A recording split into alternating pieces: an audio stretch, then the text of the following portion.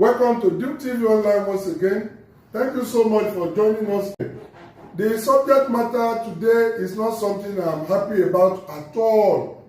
And if there are moments when I'm a bit angry, without any regret, it is now. And I want to speak about that girl, one Precious, Goddy Bakwe, is it Goddy Bakwe? Yeah, Goddy Bakwe Precious. A 300 level History and International Studies student of the Nnamdi Azikiwe University, popularly known as UNISIC. And it happened because I watched the video. I'm one journalist that don't joke with evidence. Nobody has a right to come online and speak about what you don't know or what you are not sure about. I watched the video myself and I clearly saw what happened. And what happened? What really happened? One gentleman lecturer, Dr. Chukwudi Okoye, of the Theatre Arts and Films Studies of the university, was passing by somewhere in the campus. And you know, girls as they do, they were having video. They are recording video. The lady was dancing and her mates are helping her to, this thing happened. We are not really here to condemn that. It happens whether it is appropriate, whether the timing or the location where it is done should be selective.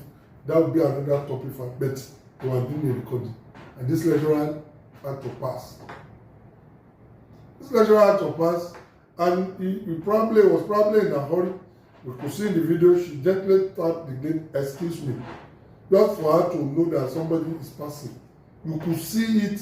It is clearly innocent. It's an innocent act. Just pass and walk away. And obviously, this didn't go down well with Precious. And of course, there must have been exchange of altercations, insults, whatever it is. But what is shocking is that this young lady had the effrontery and the audacity to engage a lecturer in a physical combat in the premises of a university. This is what Nigeria has turned to. We all went to school. I graduated in 1988. Who are we to confront our lecturers, even as humble as they were? As humble as those lecturers were during our days, because they interacted very well with us. But even at that, we gave them the respect that is due to them. We gave it to them. And then you now have, we have degenerated so much now that a student can engage a lecturer in physical combat on the premises of a university with so much impunity. And we learned that her mother, I needed to confirm, we learned that her mother is also a lecturer in that university. Could that be why she has such a guts? And would she be happy if somebody did that to her mother? And why will this thing not continue? Why will it not? Because in this part of the world, there are no consequences for what people do. There are no, and even where the consequences will come, it's not prompt enough. As we speak now, an action ought to have been meted out to this lady. And of course, followed by the establishment of a panel of inquiry. If she is found guilty, of course, the university knows what to do. Another, if not, then but let's see how she wriggles out of this. And luckily for this lecturer, we've had a lot of good reports about him. How mature he is, how kind, how compassionate, how interactive, how supportive he is to students, even those who had graduated. They have given out a lot of positive reports about this gentleman.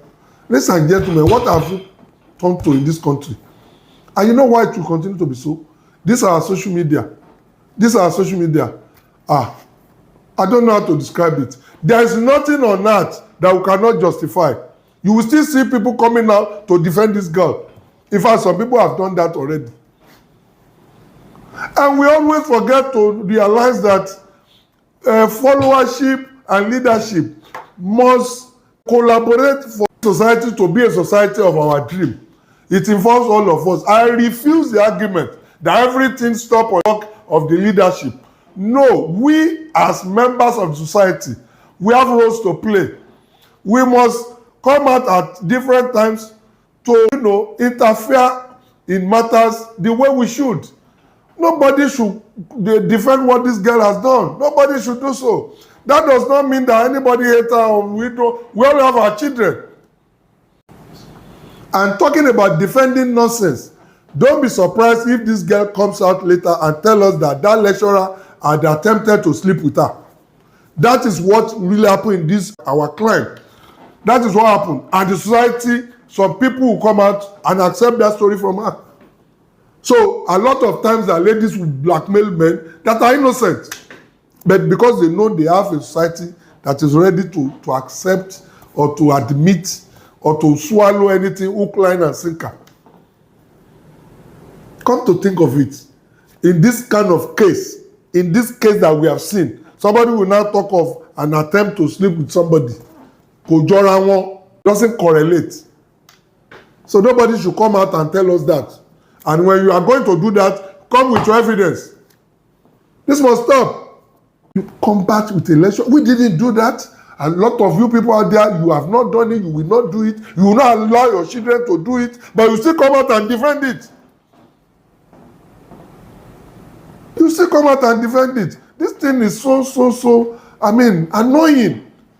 And honestly, of course, we've seen a lot of things in Nigeria. We know anything can happen. But this has never occurred to me, even in the wildest of my dream, that a girl would attack a lecturer in the premises of a university.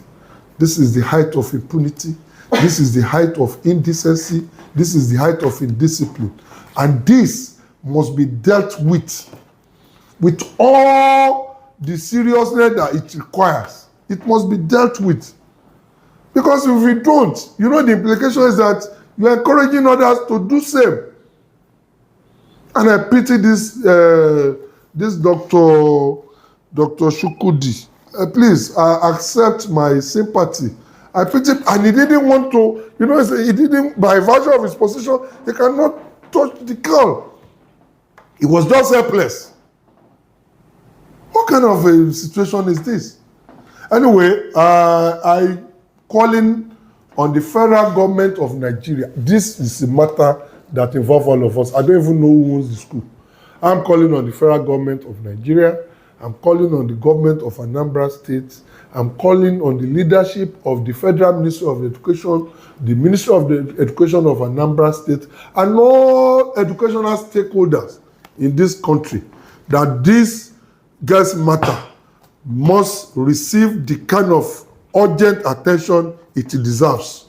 We cannot afford to allow Nigeria to degenerate beyond this level. Thank you very much. God bless you.